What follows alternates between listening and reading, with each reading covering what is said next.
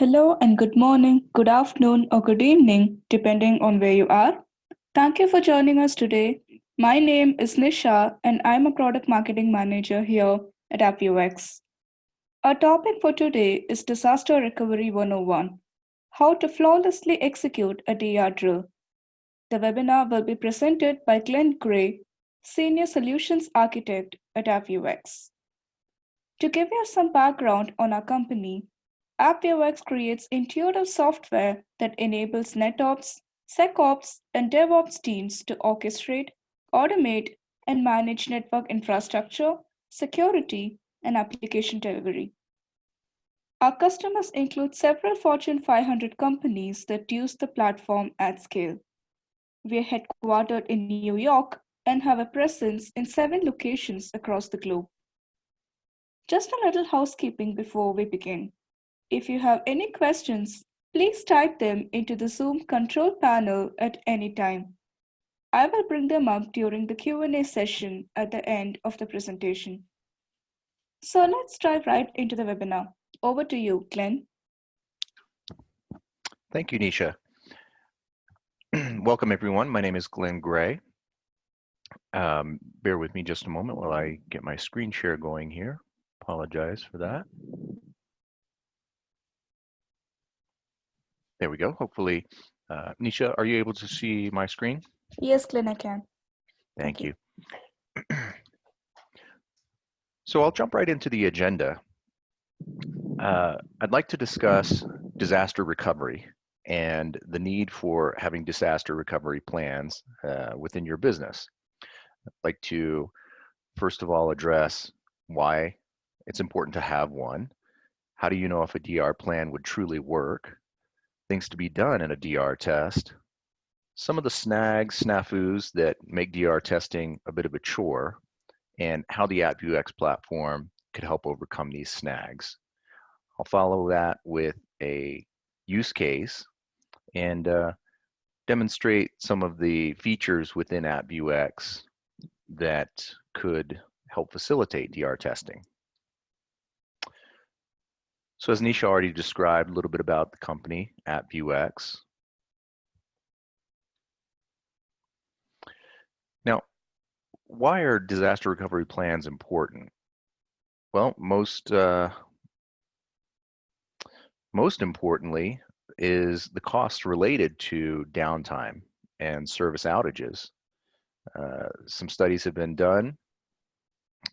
One, provided by the U.S. National Archives and Records Administration, indicating some very substantial costs related to service downtime and outages. How do you know if your DR plan will truly work? Well, the only absolutely effective way is to conduct DR drills to see if a service outage, a disruption, would be effectively managed and failed over. You'd want to perform this on a routine basis, ideally, because you never know when unforeseen events are going to occur. They'll also enable you to do continuous improvement, because not knowing what you don't know can be the most impactful scenarios. And they'll also help you to gauge your workforce responsibilities or response capabilities to any given situation, and overall allow your workforce to be more and better prepared for service incidents. So things to be done in DR testing. First of all, inventory of assets, knowing the hardware and software resources that you have within your enterprise.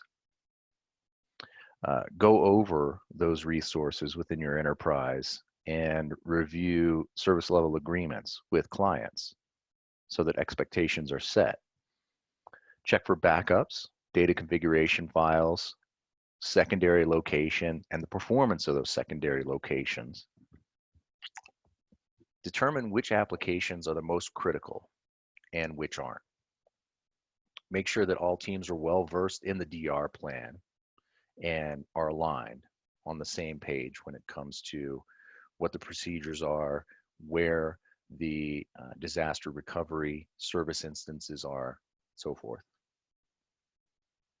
So during the DR test, ensure your backups, applications, services are taken prior to shutdown or disabling. Check if the failover and backup systems are immediate and if they're complete. Check if security compliance are upheld within those running instances for your DR services. You'd hate to fail over to a service instance only to find that you're creating a vulnerability because instances aren't patched. Maybe they're not secured by appropriate levels of encryption mechanisms. Maybe they're not monitored with security resources, web application firewall, intrusion detection, and so forth. During the recovery, check if all the data backup is restored without loss. Make sure the applications, services are validated before being enabled into production. Make sure the proper security measures are in place during the time of the recovery to prevent a malignant attack.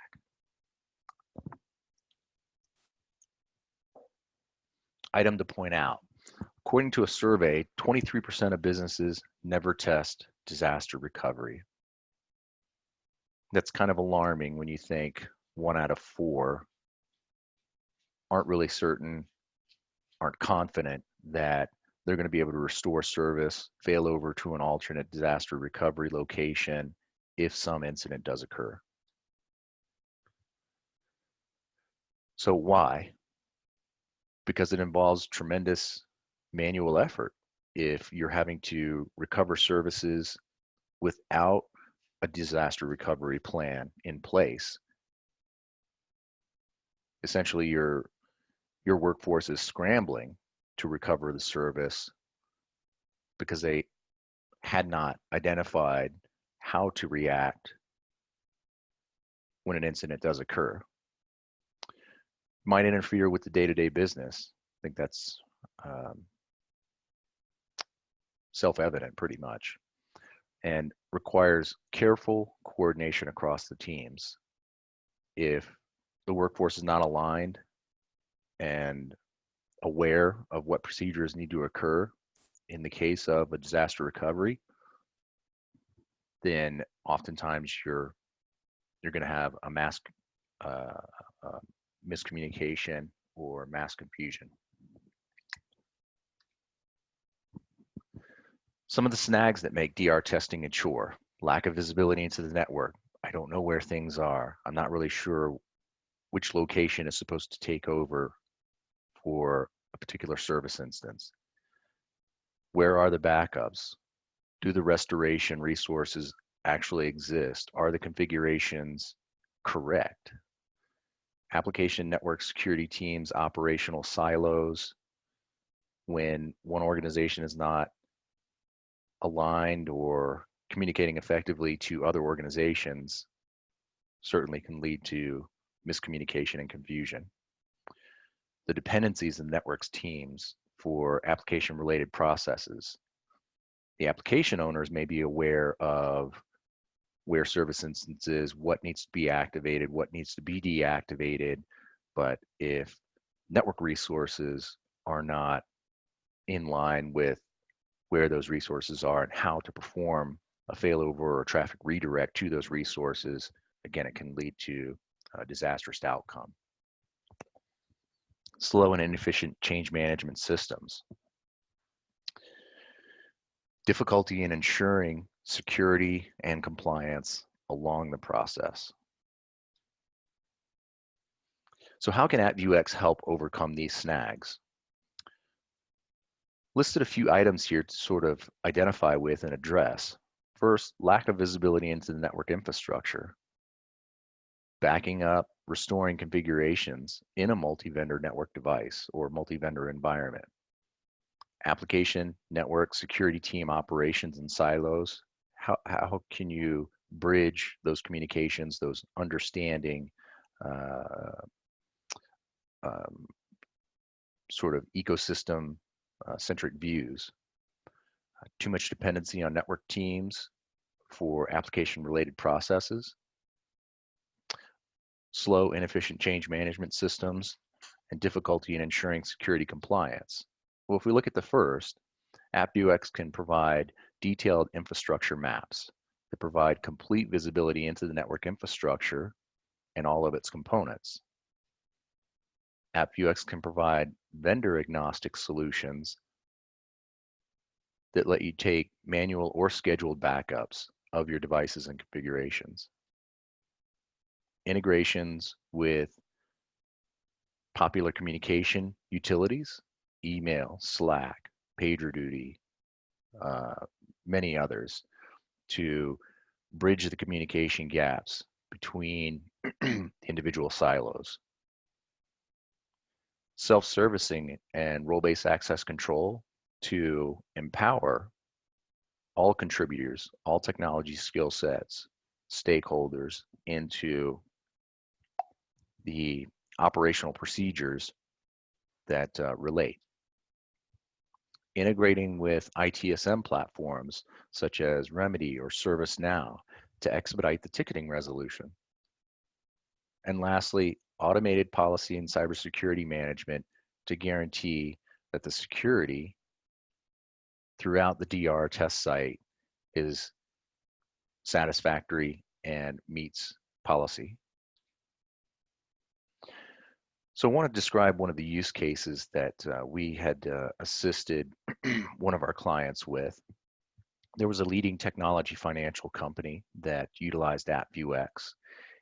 There was a particular use case that that evolved where, due to inclement weather conditions, a hurricane, several sites were taken down due to power failure.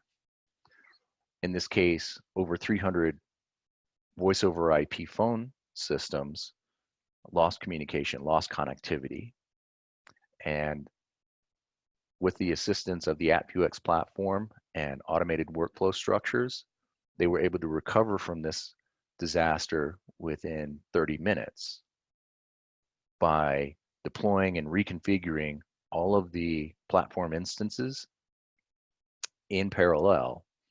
Now, had they been left to manual intervention, it could have potentially taken engineers in excess of 40 minutes per device to restore configurations and reprovision the platform instances.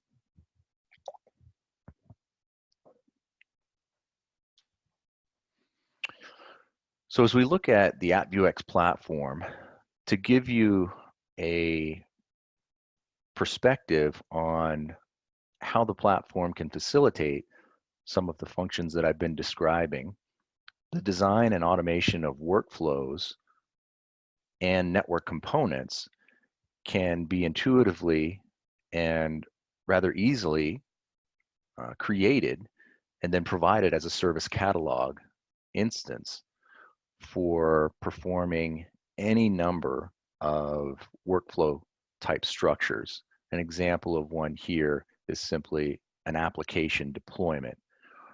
You would see it integrating with things such as IP address management, ticketing, ITSM, in this case, ServiceNow platform, and configuration creation and deployment to network service platforms.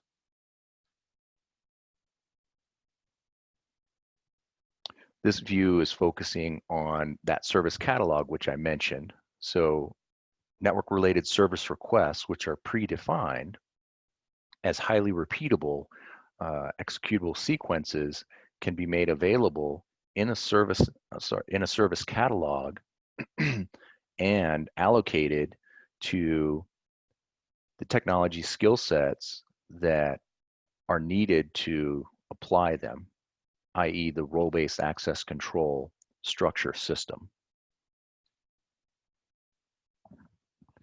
The application delivery and traffic control functions, which would allow application teams, network administrators to look at the infrastructure from an application-centric view and control each one of the objects that make up that application service delivery pathway. The image that is focused upon here is showing you an application-centric view with the pathway that's dynamically discovered, where you'll see a fully qualified domain name and the service pathways or infrastructure devices that support the traffic flows for that application. That would include security firewall appliances, ADC platforms, even pool members. And in this case, you can enable, disable individual service instances so you can rapidly fail over within moments from, say, service environment 1, data center 1, cloud instance 1 to on-prem instance 2, or cloud instance 2, or pool members 3, 4, and 5, as opposed to 1, 2, and 1 and 2. You're also able to dynamically identify and discover the current configuration sets so that you can ensure that everything is configured as needed. That might be security policy structures, that might be traffic routing rule structures, any number of configuration related parameters. The full lifecycle management capability. So you're combining this application-centric view with historical analytics related to that application over time. What has changed? What is active? What is not active? And the ability to access the device objects and backups of those related configuration items so that you can quickly, with a few push button selections, restore the objects, view the configurations, analyze the history, review the alerts related to that particular object, or enable and disable that particular service object to make it active or not.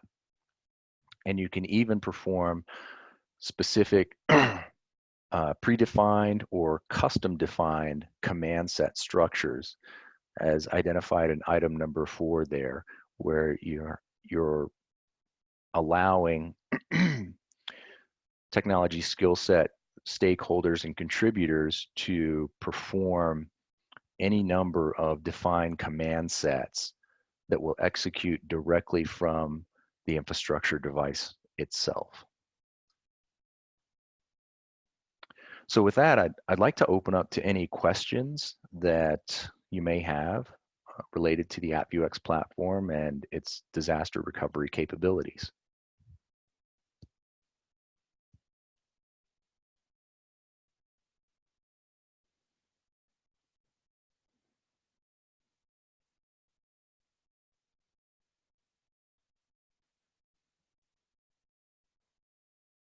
I have one here. The question is there a way I can visualize the progress of the test?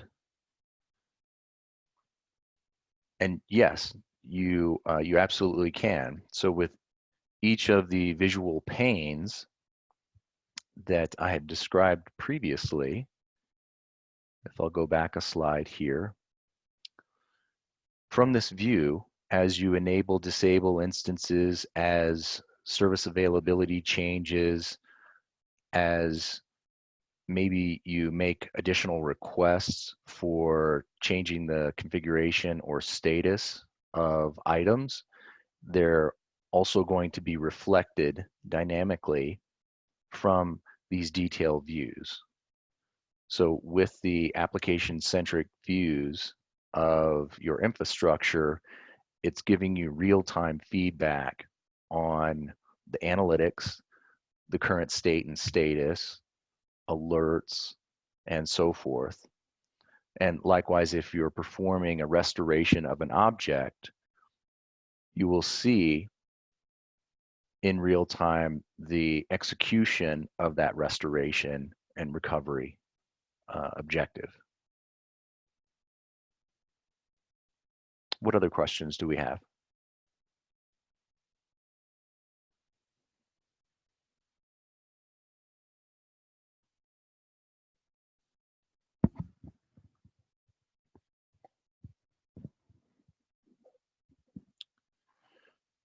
I have one other question that's popped up here. Describe the collaboration with ticketing and how that works. So if you have defined within a workflow structure and integration with ticketing systems, ITSM platforms, the request generation for a change in real time or at that moment can instantly spawn maybe a rhythm or change item so that the change management processes are adhered to and tracked. That reduces the amount of time for reacting and resolving a service impact or incident, because if you're performing those manually, well, it could take several minutes, 30 potentially or more, to generate the necessary ITSM related change management related objectives for applying a new configuration implementation.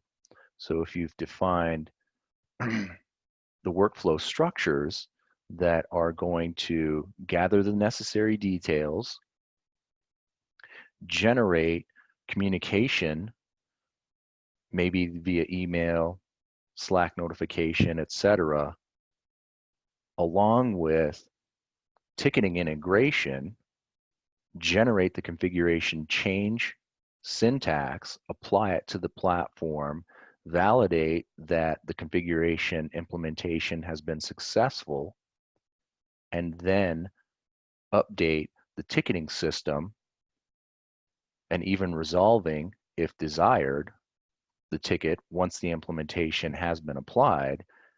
You can see that that sequence has been reduced to mere moments as opposed to multiple minutes, maybe even hours. What other questions?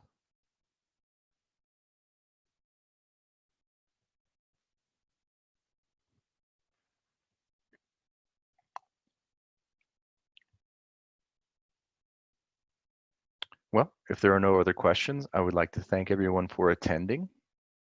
And I want to thank you, Nisha, for helping to facilitate this webinar session.